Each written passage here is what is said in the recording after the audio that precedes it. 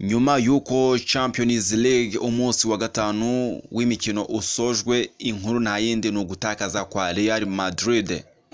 Real Madrid yari imaze imyaka 15 idatsindwa n'ikipe ya Liverpool. Gusa inkuru nta yindi ni akasamutwe Kylian Mbappe muri uyu mukino yagize meforme zitangaje. Abenshi bati uyu ntabwo ari Mbappe waje Madrid, uyu ni Mbappe wa Pirate. Mbappe wa original yagumye Paris, naho Pirate iza i Madrid. Aya ni amashusho agaragaza uburyo Kylian Mbappe abakinnyi ba Liverpool bagendaga bamumarika.